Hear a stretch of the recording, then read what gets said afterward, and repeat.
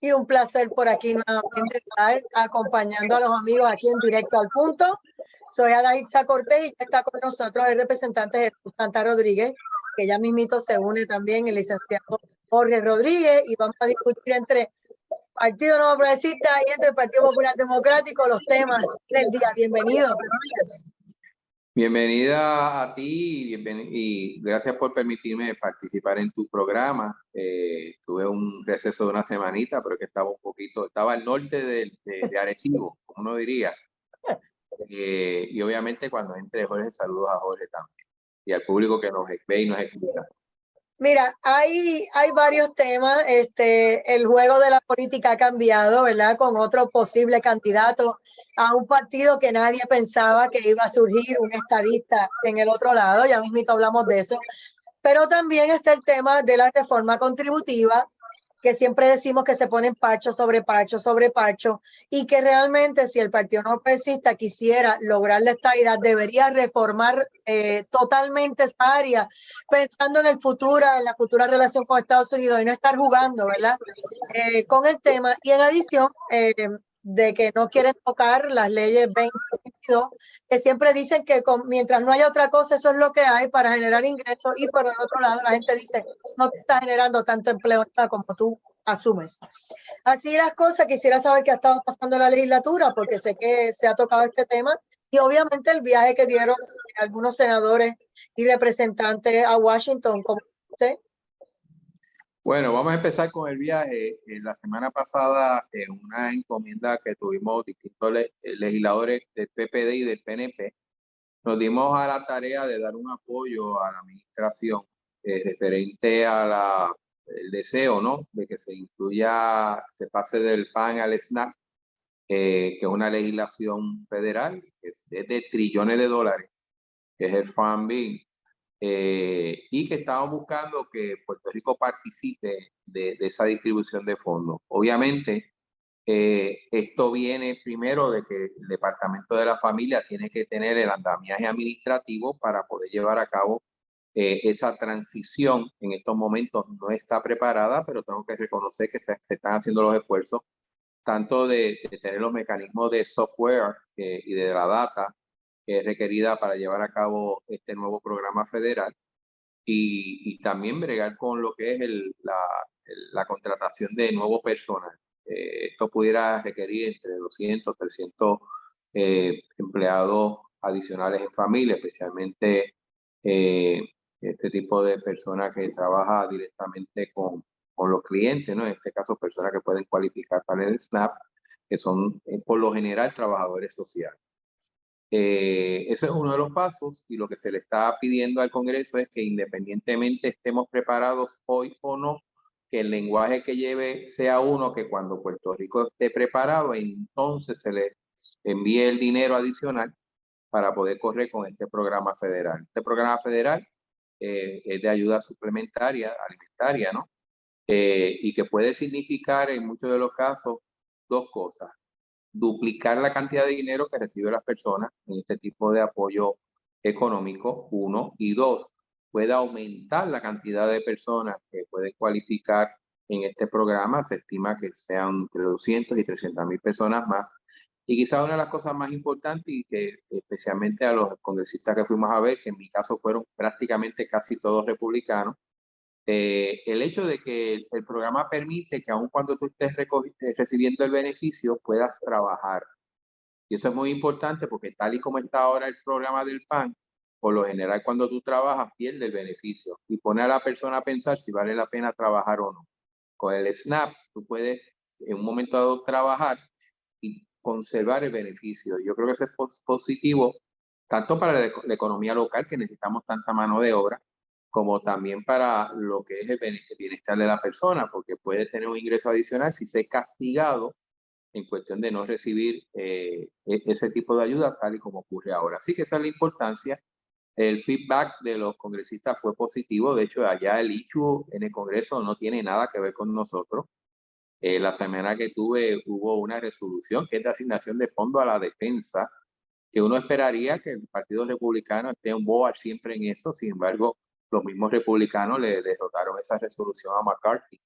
hay alrededor de 20 republicanos que literalmente no quieren más gastos y punto, y eso incluye la defensa, que eso es peligroso, y que ahora mismo hay un riesgo en el Congreso de no solamente no aprobar el proyecto del Farm Bill, sino también ni siquiera aprobar el proyecto de presupuesto. Así que la posibilidad que después del 30 de septiembre el gobierno federal tenga una de las partes, es completo, ¿verdad? Un cierre o algo así. Un cierre es muy probable.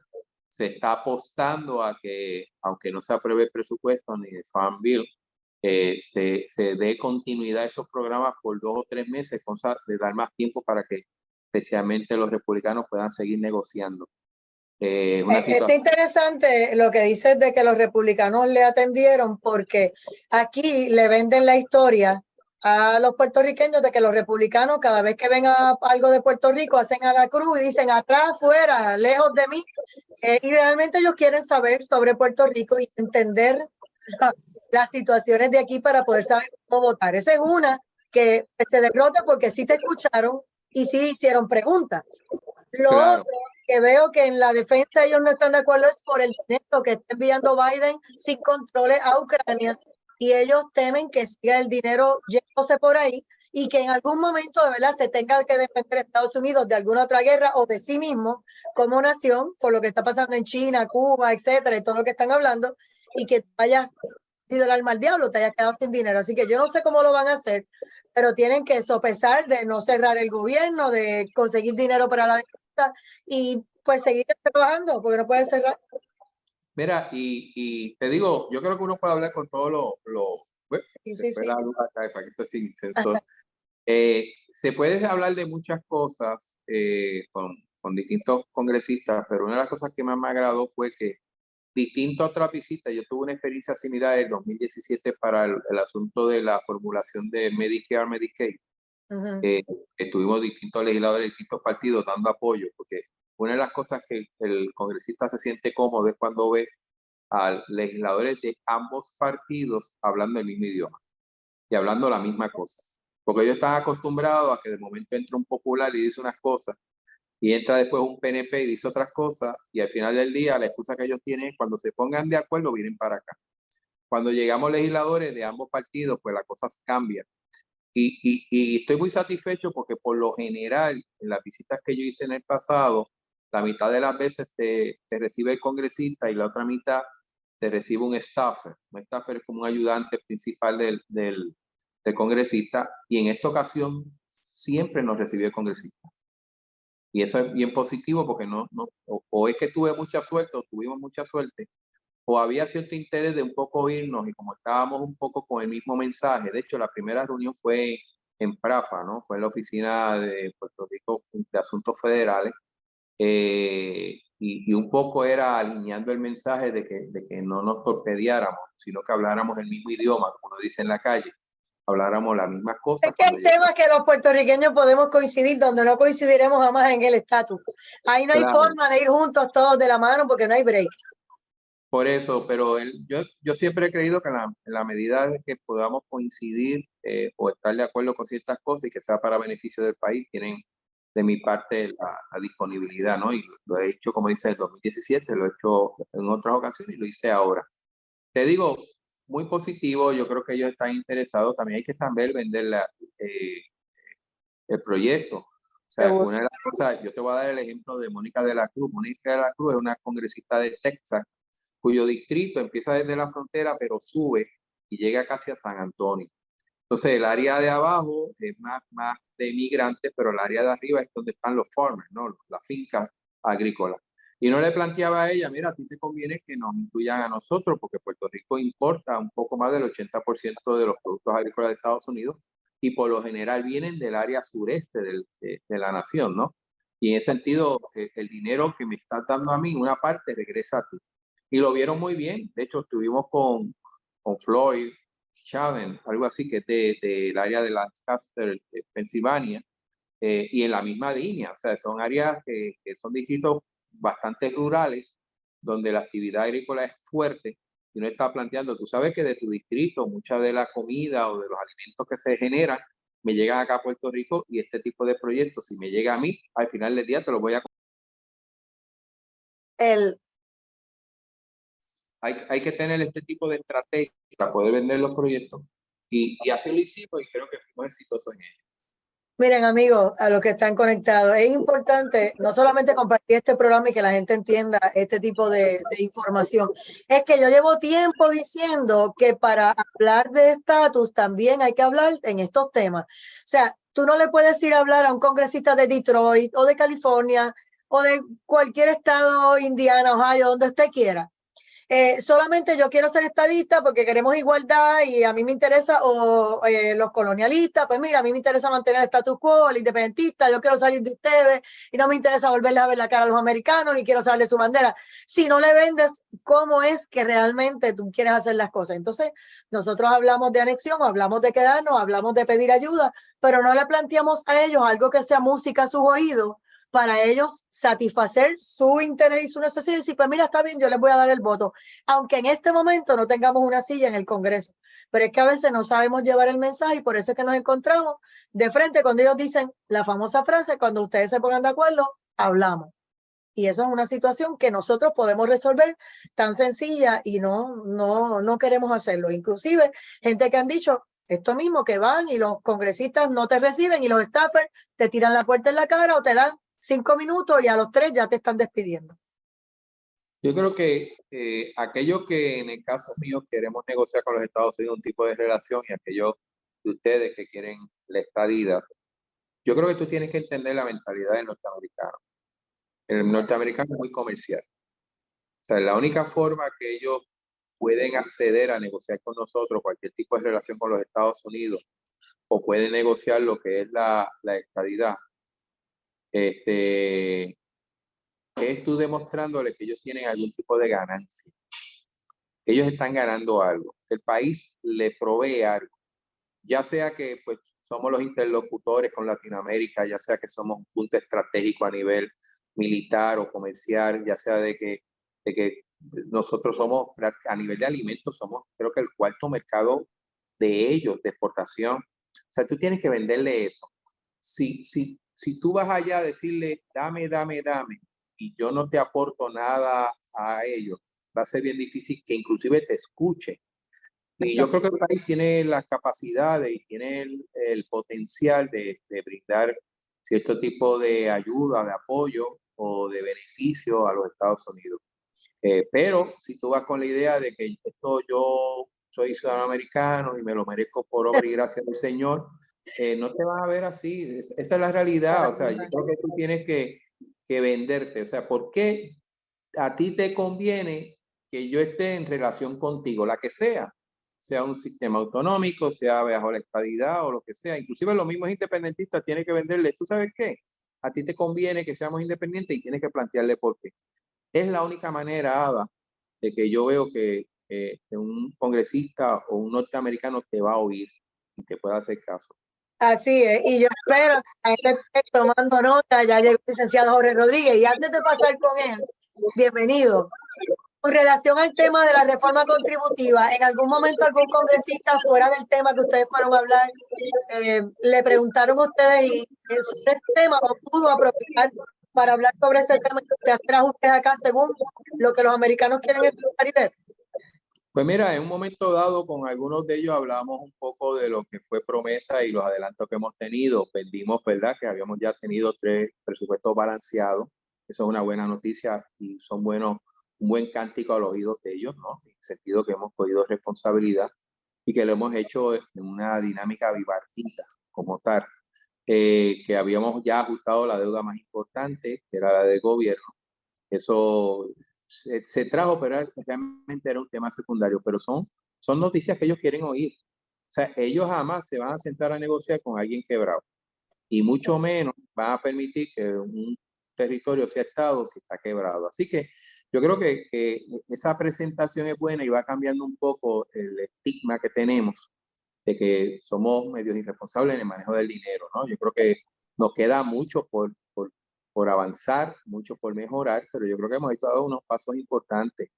Y sí, lo planteamos a par de congresistas que en un momento dado nos preguntaron sobre esa situación. Jorge Rodríguez, estamos hablando del viaje de varios representantes y senadores al Congreso, y me estaba contando que la mayoría de los que se reunieron en persona, no con ayudantes ni staffers, ¿verdad?, etcétera, sino con el propio congresista, fueron todos republicanos. Así que ya tú sabes que le monté el vacilón aquí, que tú te pasas diciendo que brinque allá al Partido Republicano, que es lo que está así, lo que le falta. Pero número 2, el mensaje de que dice que cuando veían a personas de ambos principales partidos hablando el mismo idioma sobre el snapper, ¿verdad? Pues entonces como que, ok, déjame atenderlo, déjame escucharlo, y que hubo un respeto mayor. Y yo le digo que fuera del tema del estatus, donde nunca podremos ir juntos, unidos en Kumbaya, hay muchos temas donde sí podríamos, como hicieron ellos ahora, negociar.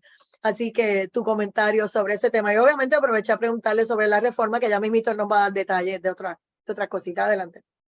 Sí, yo pienso que este tipo de visita es bueno que se dé. Creo que es aleccionadora, muy educativa y muy constructiva en las dos vías. No solamente de los congresistas, sino también de los miembros de la Cámara que acuden a este tipo de dinámica, que no es la usual en el trámite legislativo en Puerto Rico. Porque siempre se había dejado esto como delegado allá al comisionado residente y a la oficina de Puerto Rico en Washington. Esos son ellos allá.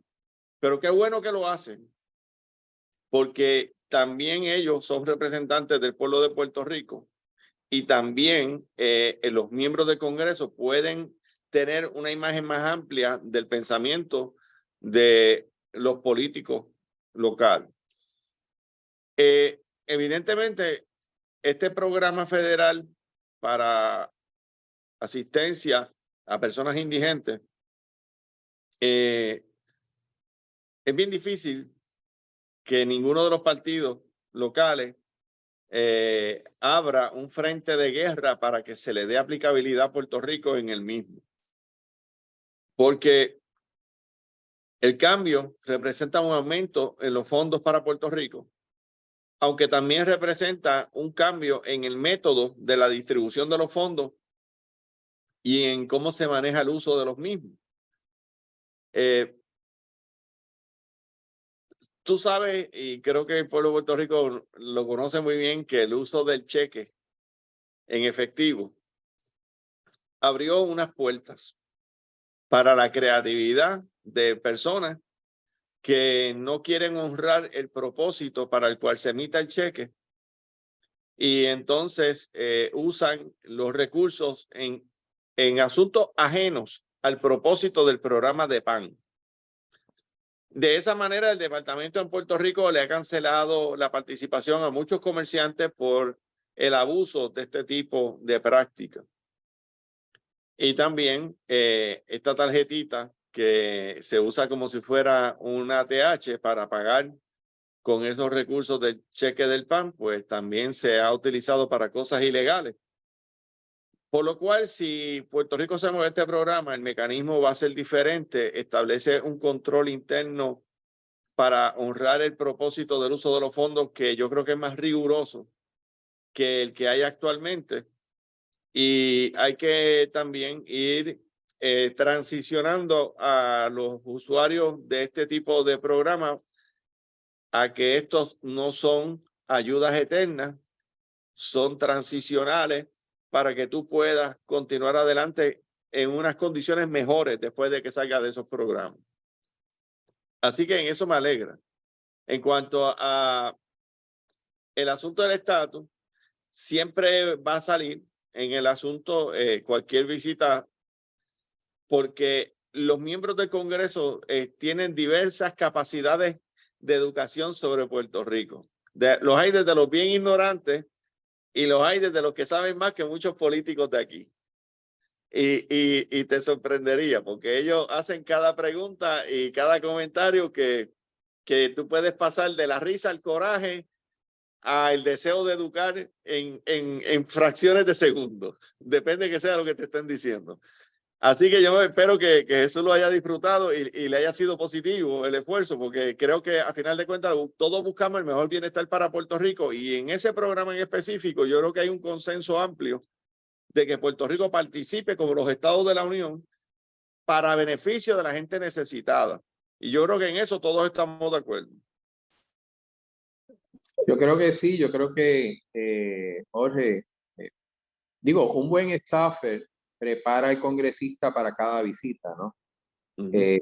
Obviamente son personas que el detalle de lo que está pasando en Puerto Rico, la mayoría pues no lo conocen.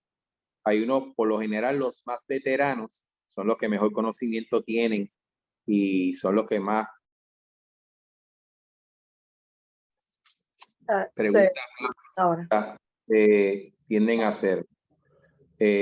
Así que en ese sentido yo creo que siempre no es una mala visita. Yo creo que lo importante aquí es que se lleve el mensaje, que se sea respetuoso, como le dije a Ada, perdóname. Me sorprendió mucho que prácticamente todas las visitas que yo hice nos atendió el congresista. Nosotros no fuimos al Senado, nos quedamos en el Congreso, otros compañeros fueron al Senado. En el pasado era como 50-50, la mitad nos asistía el congresista, la otra era en staffer, pero yo creo que es positivo para el país, como yo digo, mientras coincidamos en ciertas cosas para beneficio del país, yo creo que tenemos que unirnos y hacer el trabajo. Te tiro una broma y es que en 5 días que estuve dándole caminatas a todo el Congreso, uno de los días hice casi 15,000 pasos, eso son como 7 millas. No me vi ningún delegado de la estadidad por allí, por si acaso. Buen punto. Te lo creo totalmente, te lo creo. Con dolor en el alma, pero te lo creo. No es verdad, no tuve esa oportunidad. Sí.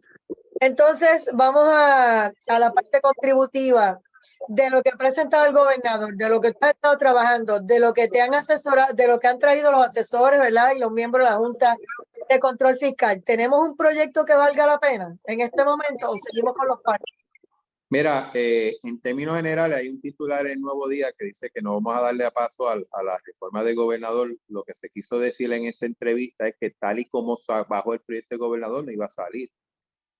Yo agradezco, y lo he dicho en otros programas, de que el señor gobernador incluyó algunos de los cambios que habíamos indicado, otros no los incluyó y estamos planteando esos cambios que íbamos a hacer que posiblemente sean sustitutivos. Pero prácticamente mantenemos muchas de las cosas que el señor gobernador incluyó.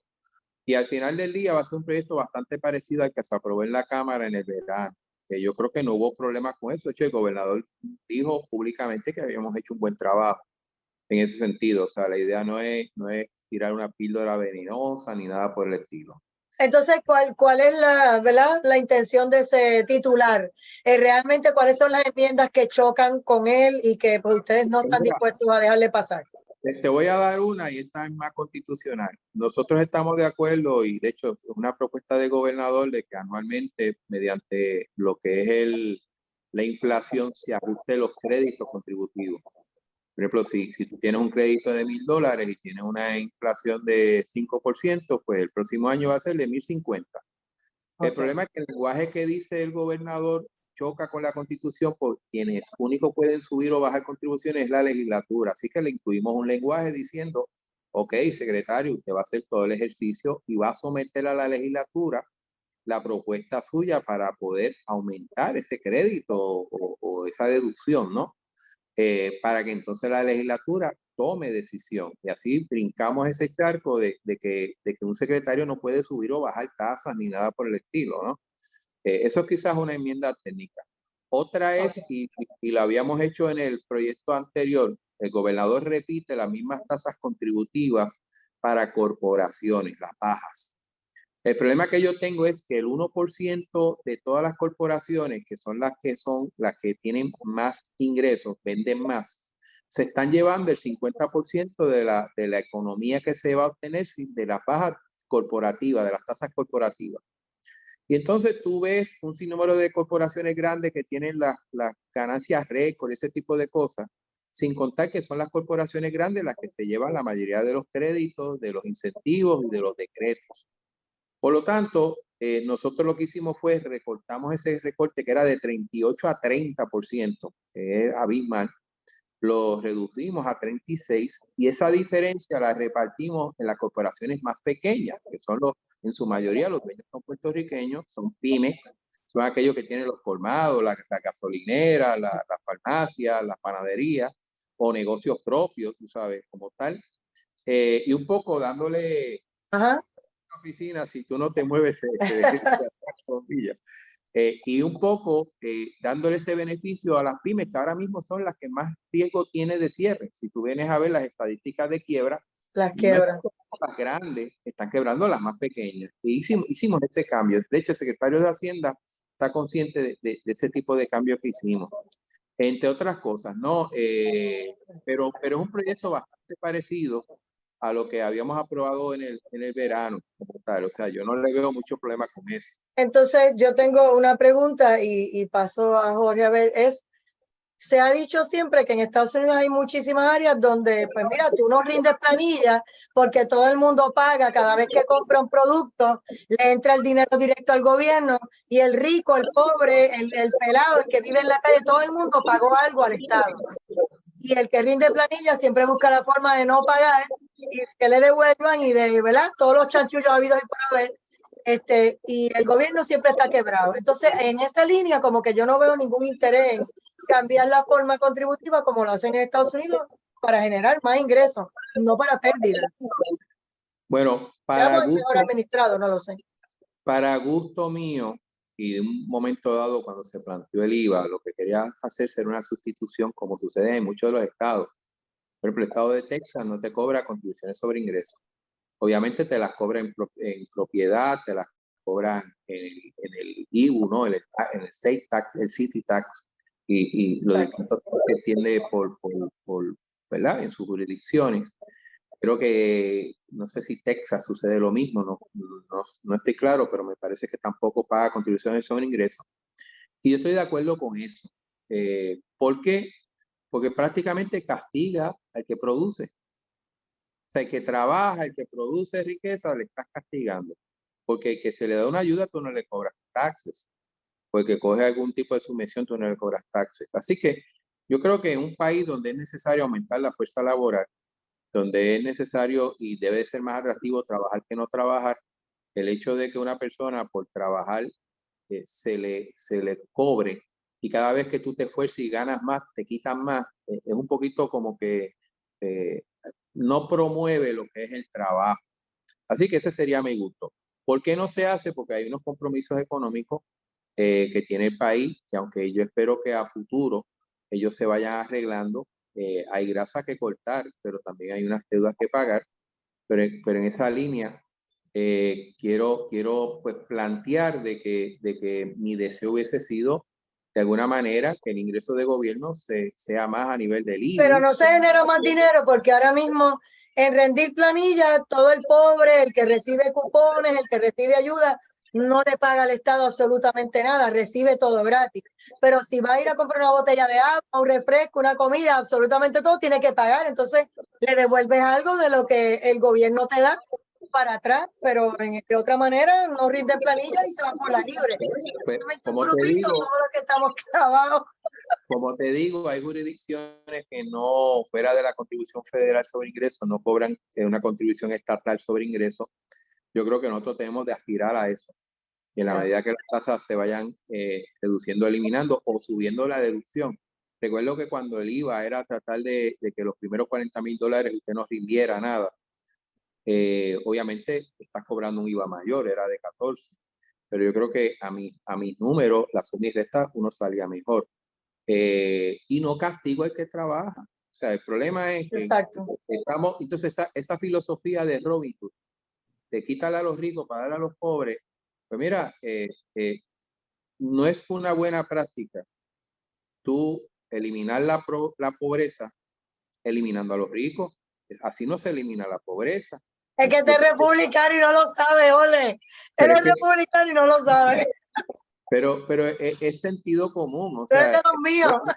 Yo creo que, yo creo en que la riqueza de un país tiene que, ¿verdad? Debería estar accesible. Definitivamente, la envidia mata. Tú no puedes odiar a los ricos porque progresen, es que no se puede, una economía no puede echar para adelante.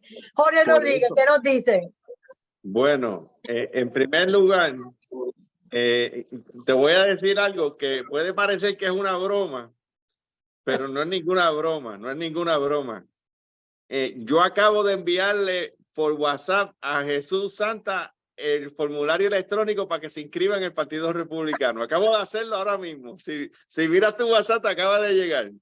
Ay, Pero, Dios mío. pero que lea las letras chiquitas, que lea las letras chiquitas, que lea las letras chiquitas porque tiene que ser estadista para poder ser miembro del partido. Punto aparte de eso, quiero ir al tema.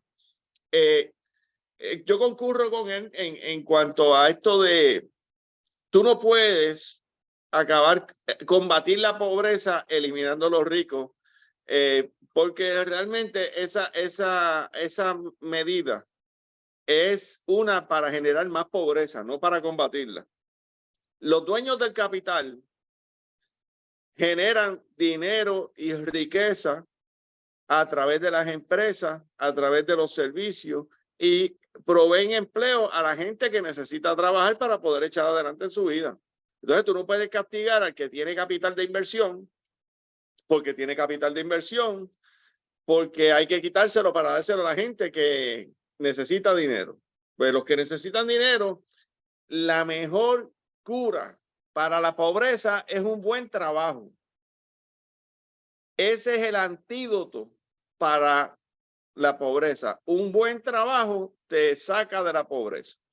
Y se lo dice a alguien que vengo de un hogar pobre. Bastante pobre fue en los tiempos de mi temprana niñez. Y la de mi padre, pues, fue otra época. Pero trabajando, educándose, siendo disciplinado, alejándose de los malos caminos, de los vicios, de la vagancia, que es la peor enfermedad que puede tener un ser humano, especialmente un hombre, la vagancia, pues se puede progresar.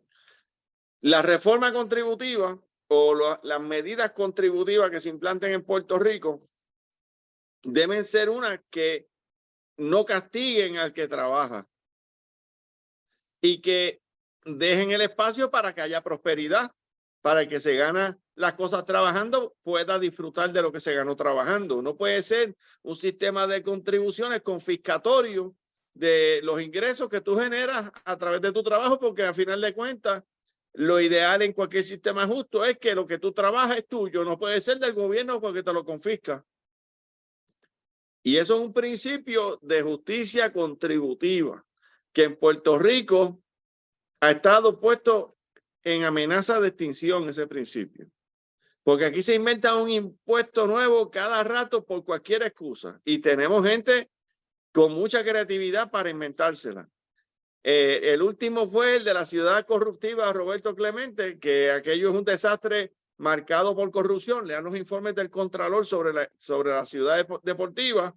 Y apareció el legislador del Partido Popular del Distrito de Carolina diciendo que todo el mundo tenía que pagar en el malvete para darle chavo a esa entidad o a ese lugar, porque ya no se lo quieren dar a la entidad porque ya no funciona, porque están tan desacreditados. Pues precisamente porque todas las asignaciones legislativas que se le daban las hacían salir agua y nunca se veía ningún progreso en esas instalaciones. Entonces se inventan ese marbetazo para la ciudad corruptiva Roberto Clemente, que me da mucha pena que el nombre de Roberto Clemente tenga que rodar en este tipo de cosas. Por lo cual, yo vuelvo a lo que digo en el origen. El sistema contributivo tiene que premiar al que trabaja y al que produce. Las corporaciones que más millones generan, seguro que tienen que tener un peso de aportación al erario. Que sea proporcional. Para mí es obsceno y bochornoso que un hombre de la clase media tribute porcentualmente más que una corporación millonaria, porque yo apoyo lo que dice Jesús Santa sobre los pequeños y medianos comerciantes y el trato justo para esta gente que están fajados todos los días con el cuchillo en la boca luchando para echar adelante a su familia y dando empleo. Pero hay unas multinacionales que no quieren pagar nada y aquí se creó la mala costumbre de que con tal de que generaran unos cuantos empleos, que no pagaran nada, y nosotros entreteníamos a una gente con unos salarios, mire, son tan abusivos, y que hay puestos aquí en esta farmacéutica y algunas otras, que en Puerto Rico le pagan menos al profesional que lo ejerce que lo que le pagan al mismo profesional que hace el mismo puesto en otro estado de la Unión. Y los embusterólogos que quieren darle perpetuidad a ese sistema injusto decían que había que quedarnos como estamos y no podíamos ser Estado, porque si nos hacemos Estado, esa gente no pueden estar aquí porque al ser Estado se mueren las corporaciones estas, porque la estadidad eso no existe. Mentira, vayan a los estados, allí están también y están en la estadidad y están tributando federalmente y le pagan mejor a los empleados que aquí. Y me parece a mí que esto es algo que tenemos que detenerlo. Mi propuesta es que yo, en principio, lo que he escuchado de Jesús, yo lo respaldaría. Porque hay que hacer justicia contributiva. Y el gobernador ha hecho unos planteamientos muy buenos que yo creo que merecen consideración bien seria, lo que ha dicho el gobernador. Pero aquí es que yo creo que es el punto más importante donde el gobernador y la gente que trabaja con Jesús en la Cámara, que son del Partido Popular, deberían buscar un entendido. Entendido que no me invento yo. Si quieren, verifiquen qué decía Muñoz Marín a largo plazo sobre la responsabilidad contributiva del Estado Libre Asociado, que era participar del sistema tributario federal. Y a mí me parece que ya llegó la hora de que Puerto Rico tenga un sistema contributivo compatible con el sistema tributario federal de los estados, no de las colonias tratadas en desigualdad y desventaja. Y que nos movamos por ese camino de dignidad que nos va a abrir muchas puertas, aunque no signifique la estabilidad ipso facto y de inmediato. Pero fíjate lo que explicó Jesús, que una de las razones, aunque él está de acuerdo, es porque tenemos muchos compromisos y dedos amarrados. O sea, mi punto es cuándo terminan esos compromisos y cuándo soltamos ese dedo amarrado para que entonces se pueda dar eso que tú estás diciendo y que él apoye. O sea, estamos hablando de 10 años, 5 años, 20 años, yo no sé. Yo creo que estamos hablando de que cuando se confeccione un presupuesto, se confeccione para trabajar las necesidades reales del país. Oye, no nos llevemos engaños. Aquí hay mucho dinero que corre por ahí sin mucha justificación. Y Jorge estuvo en el Contralor de Puerto Rico. O sea, yo creo que la mejor forma de tú evitar aumentar los impuestos o la mejor forma de tú buscar que los reduzcas es tener una mejor administración de los mismos, de los chavos del gobierno. Y yo creo que tenemos todavía mucho que aprender. No puedo negar que se ha adelantado algo. O sea, en vez de tú pagar 3.500 millones de dólares de deuda cada año, tú pagar no más de 1.000, es bueno.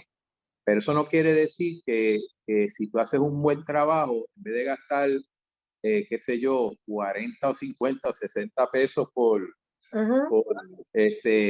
abanico, Exacto. oye, yo creo que puede pagar menos.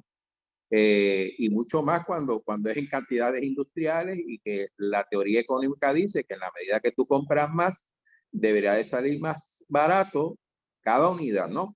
Yo creo que en esa línea, yo creo que se puede lograr muchas cosas, pero hay que tener valentía, hay que tener compromiso y ser honesto con el país. O sea, aquí hay mucho dinero corriendo por ahí. Oye, yo no tengo problema vamos a empezar, yo no tengo problema que el gobierno se anuncie ciertos programas específicos, pero yo he visto muchos anuncios por ahí que no tienen sentido, que lo que hacen es resaltar una obra. O sea, yo no tengo problema con que el gobierno informe, pero o que invite a algún pueblo para promover un turismo o algo, pero cuando tú ves los anuncios, ¿verdad? Como que esa línea es muy finita y lo digo para todos, ¿saben? Por si acaso. Así es. El Fondo del Seguro del Estado es uno de los que se tiene que anunciar porque hay unas cosas, ¿verdad?, que son por ley, yo lo sé.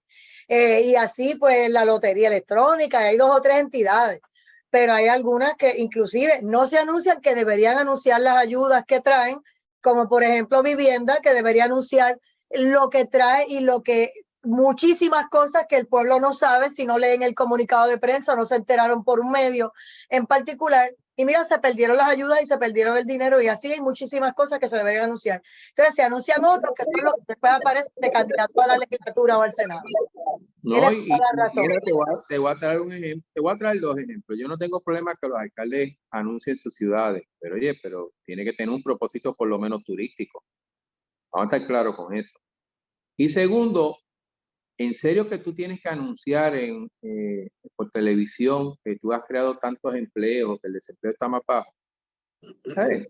No sé, di mejor qué tipo de programa tú creaste o tienes vivo para poder emplear más gente, o poder readiestrar. O sea, hay un sinnúmero de programas que permiten un readiestramiento para tú tener mejores oportunidades de empleo. Yo esperaría eso, ¿no? Porque creo que tiende a ser más efectivo. Y como tú dices, hay no sé cuántas miles de ayudas para hogares. Pregunta si la gente lo sabe. O sea, y eso mismo de las ayudas de entrenamiento en el Departamento del Trabajo, tú no te enteras y no te beneficias. O invitar a alguien que sí lo necesite y decirle, mira fulano, esta semana hay un entrenamiento ahí en el Departamento del Trabajo, apúntate. No hay nada, no se sabe nada. Jorge. Bueno, hay en realidad muchos asuntos que Puerto Rico tiene que corregir. El buen uso de los fondos públicos. Lo que yo le he planteado que hay que aplicar lo que en inglés le llaman lean management y gerencia magra, cortar la grasa, que es en otras palabras lo que ha dicho Jesús, y yo concurro que eso hay que hacerlo. Eso no significa que tú tengas un gobierno insensible a las necesidades del pueblo, no. Yo invito a este pueblo, es más, yo invito al director de la Oficina de Presupuesto y Gerencia del Gobierno de Puerto Rico para que diga, para que publique cuántos millones de dólares gasta el gobierno anualmente en contratos, que publique los nombres de todos los que se llevan los chavos eso en contratos, que son miles de millones de dólares, Y tenemos una gente malamañosa. Hay contratos que son justificados. Yo no estoy diciendo que el gobierno no contrate. Seguro contrata. Pero hay contratos y hay contratos. Y yo lo invito para que publique la lista de todos los contratos. No solamente de los de la rama ejecutiva, los de la rama legislativa, los de la rama judicial y los municipios. Vamos a ver si caspela. A ver si la semana que viene publican la lista de quiénes son, cuánto cogieron y para qué. Cuando usted vea eso, a usted le va a dar ganas de llorar. Porque ahí hay contratos que lo que dan es ganas de llorar. Mire, se lo digo yo que he sido auditor luchando contra el crimen de cuello blanco y la corrupción desde hace décadas, que empecé en la oficina del Contralor cuando Iliana Colón Carlos fue la que me reclutó. Y desde aquel entonces, que ella era la Contralora, se sacaba un informe especial donde se hacía alusión a este tipo de gasto de fondos públicos que era de miles de millones. No, es una cosa horrible. Por eso te mencioné el fondo, porque sé que por ley hay unos anuncios que te lo dicen en la ley tal, te obligan a publicarlo y a anunciar a los patronos y a convocarlos a unas reuniones mensuales, whatever. Pero no todas las agencias tienen eso y gastan muchísimo en publicidad. O sea, que no tiene nada que ver, no es un anuncio para nadie. En el Fondo del Seguro del Estado, tú puedes justificar unos anuncios, por ejemplo, la orientación a los patronos y a los lesionados, los servicios, la obligación de adquirir la póliza, ese tipo de cosas. Se puede hacer y hay un tiempo del año para eso, porque hay un tiempo de año para formalizar la póliza, para no entrar en incumplimiento. Y eso yo no estoy en contra de eso. Las otras 100 y pico de agencias no todas están por ahí. Mira, sí. Ahora ven acá. ¿Para qué es que tú tienes que anunciar la policía? Ay, no me hagas reír. ¿Tú me entiendes? El Fondo del Seguro de Estado está bien, pero hacer un anuncio de la policía, mira, yo preferiría que si yo voy a ser candidato a gobernador, en mi campaña, si yo soy el gobernador y quiero correr de nuevo, en mi campaña pongo un anuncio donde se vean los logros que hice con la policía que yo dirigí desde la fortaleza. Pero yo no voy a poner al gobierno a gastar en un anuncio para anunciar a la policía. La policía no compite con nadie. ¿Para qué tú tienes que anunciar a la policía? No me recuerdes eso, que a bastantes inauguraciones fui de la que compramos tantas lanchas, compramos tantas motoras, tantos carros. Ajá. Miren, no quisiera irnos sin que escuchara una reacción de ustedes sobre la renuncia que le pidieron finalmente a la presidenta de la Universidad de Puerto Rico, que se la pidió a Ilka Río como rectora del recinto de ciencias médicas. Y quiero hacerlo desde este punto de vista. Esta mujer lleva tiempo diciendo que ella no tuvo culpa con relación a esa estudiante a quien supuestamente le cambiaron las notas y que le permitieron pasarla y que era una joven de 15 años que entró menor de edad y que pues todo lo que haya pasado con ella. Ella insiste que no había sido, pero por el otro lado dicen que ella fue destituida y que luego volvieron y la acomodaron. A mí lo que me preocupa es el que estuvieron unas semanas defendiéndola en el gobierno y el presidente López dice que por la estabilidad de la Universidad de Puerto Rico, pues le pide la renuncia hoy. Y a mí sí me preocupa, porque si usted cree que ella estaba correcta como gobierno, usted tiene que defenderla hasta el final. Si usted cree que ella era corrupta, nunca la debió nombrar. Pero decirme a mí que por un piquete y por una fuerza en la calle, tú sacas a una persona para quitarte el dolor de cabeza encima, tú le estás diciendo al resto de los funcionarios, cuidado si vas a aceptar un nombramiento conmigo, porque si al año no te quieren allí y te hacen piquete, yo hago papillas contigo y te destruyo tu reputación y sales por allí como un cohete quemado. Entonces, a mí me preocupa, si realmente es corrupta, pues que le sometan los cargos y lo que tenga que pasar. Pero pedirle la renuncia, que ya se va para su casa desprestigiada, ¿y qué pasó? O sea, esa es la forma en que vamos a gobernar en Puerto Rico. Yo pregunto, porque cada vez que ellos se llenan la boca diciendo, yo voté a Ricky Rosselló con los piquetes, yo voté a tal alcalde, a tal legislador, porque hicimos el revolú y lo hicimos renunciar, lo hicimos irse. A mí me gustaría escucharlo desde ese punto de vista y desde el otro, si ustedes creen que está justificado. Adelante, Jesús. Mira, yo te voy a contestar la pregunta y saliendo porque ya empezó la sesión.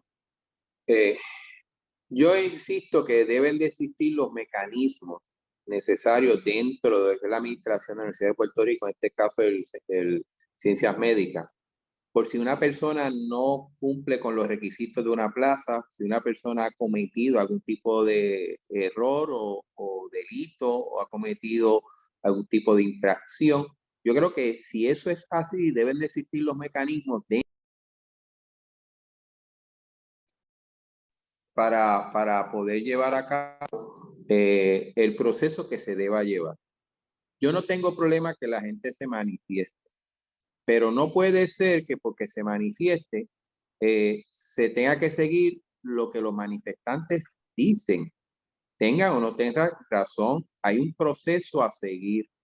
Si no, pues mira, cada vez que acusen a alguien de un delito, si hay una gente protestando de que la metan presa, o sea, por eso tú no la vas a meter presa. La persona tiene el derecho a pasar por un proceso donde ¿verdad? Se evalúe y sobre todo se valide si la persona cometió o no un delito.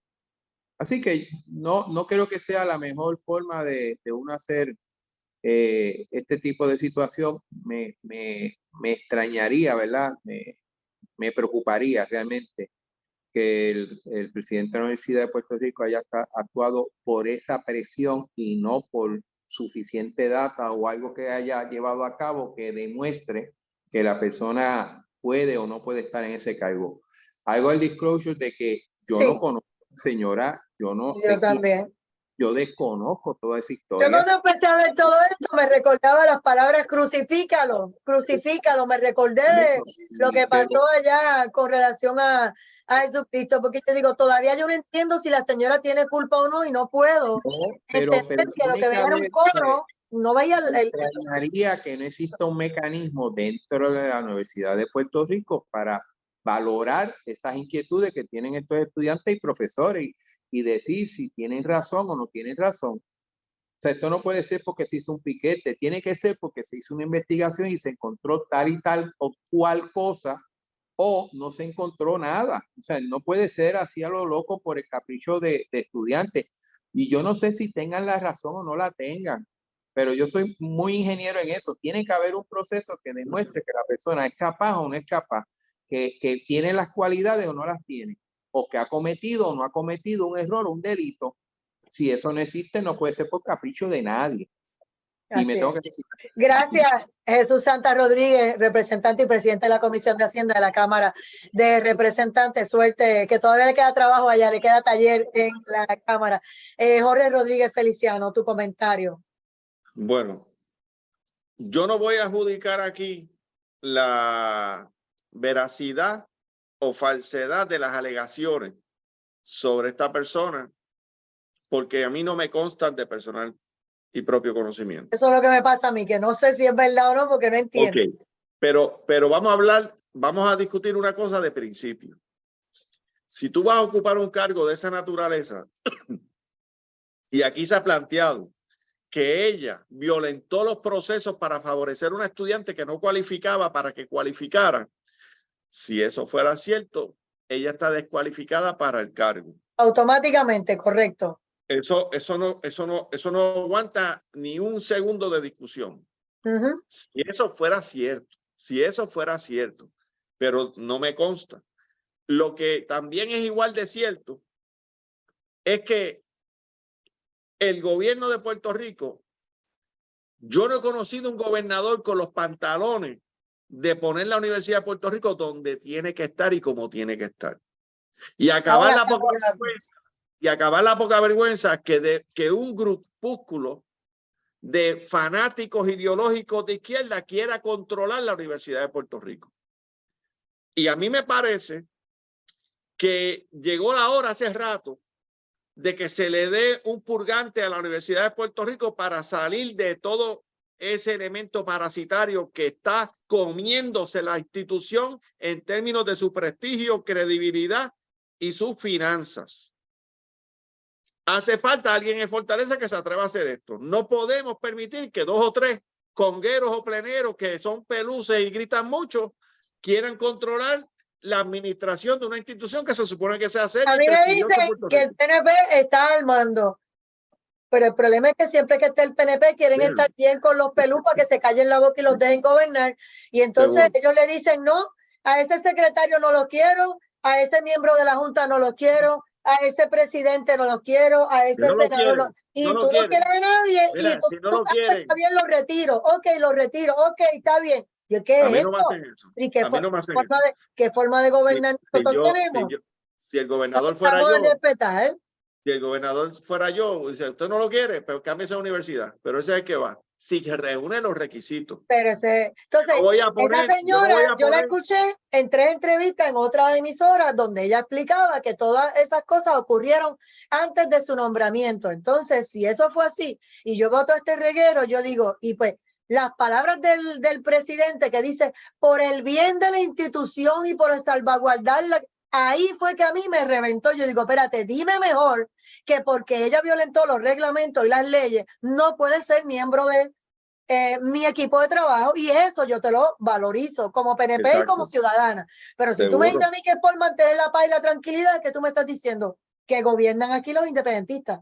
Lo que ellos digan, eso se hace por mantener la paz y la tranquilidad. Ya le diste una puerta y una carta blanca. Ya se la diste por el resto del cuatrenio. Mire, Ada, con terroristas no se negocia. Con terroristas no se negocia. Y cuando yo veo un gobernador dándole dinero a enemigos de la gente, de las aspiraciones y de los ideales que movieron el voto para que se sienten allí, además de traicionar a esos electores, están demostrando que son unos cobardes. Adiós, pero si ahora van a pagarle a los pelús que le formaron los piquetes allá en Rincones para que remuevan el revuelo de piscina. No encontraron un contratista, no encontraron a nadie. O sea, mira si es absurdo. Ahora ellos van a tener un negocio redondo con el gobierno de Pierluisi. O sea, cada vez que ellos vayan ahora a Humacao, a Mayagüez, a donde ellos tengan un hueco que ellos crean que pueden ir a destruir y romper, pues allí van ellos y le van a dar chavito, porque ya lo hiciste y sentaste el precedente. Mira, ¿sabes dónde es que estamos? Pero gobierna supuestamente el Partido Nuevo Progresista. No, están gobernándote los pelú. Esos son los que te dicen a ti lo que vas a hacer. ¿Cuándo lo vas a hacer y cómo tú dejar la paz, lograr la paz en Puerto Rico? Ajá. Así mira, está. La paz es el respeto al derecho ajeno. Esa es la paz. Así no se puede. Así es. Y bueno, si ellos no respetan el derecho ajeno, no puede haber paz para ellos. Aquí hay un sistema de ley y orden, hay que respetarlo. Y el gobernador, el que sea, tiene que hacer valer eso, porque para eso fue que juramentó el gobernador. Gracias, licenciado Jorge Rodríguez Feliciano, y gracias a Jesús Santa Rodríguez, que ya se retiró en este panel. La pasamos muy bien, así que ya será hasta el próximo lunes.